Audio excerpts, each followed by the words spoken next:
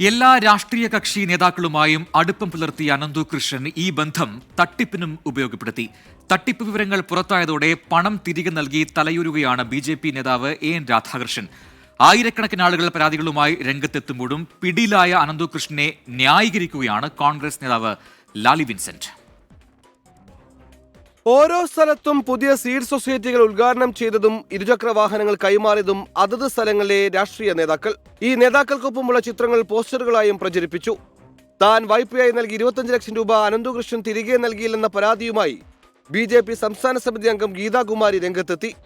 BJP. സംസ്ഥാന vice president Prameela ദേവിയാണ് അനന്തുകൃഷ്ണനെ പരിചയപ്പെടുത്തിയതെന്നും ഗീതാകുമാരി. പ്രമീള ഉൾപ്പെടെ പലർക്കും ഇതിനെപ്പറ്റിയൊക്കെ അറിയാം. 25 ലക്ഷം രൂപയാണ് കൊടുക്കുന്നത്. ഇതിനിടെ പണം തിരികെ നൽകി വിവാദത്തിൽ നിന്ന് തലയൂരുകയാണ് ബി.ജെ.പി. നേതാവ് എൻ രാധാകൃഷ്ണൻ. എൻ രാധാകൃഷ്ണൻ ചെയർമാനായ സന്നദ്ധ സംഘടന സൈൻ ആളുകൾക്ക് പണം മടക്കി നൽകി തുടങ്ങി. എൻ രാധാകൃഷ്ണന്റെ ചിത്രം ഉപയോഗിച്ചും അനന്തുകൃഷ്ണൻ പ്രചാരണം നടത്തിയിരുന്നു. തട്ടിപ്പിൽ ആയിരക്കണക്കിന് ആളുകൾ പരാതിയുമായി എത്തിയിട്ടും അനന്തുകൃഷ്ണനെ ന്യായീകരിക്കുകയാണ് കോൺഗ്രസ് നേതാവ് ലാലി വിൻസെന്റ്. ഇതിന്റെ പിന്നിൽ ശക്തരായ പ്രബലരായ ദുഷ്ടബുദ്ധികളുണ്ട്. സത്യത്തിൽ ആ കുട്ടി ബലിയാടായി.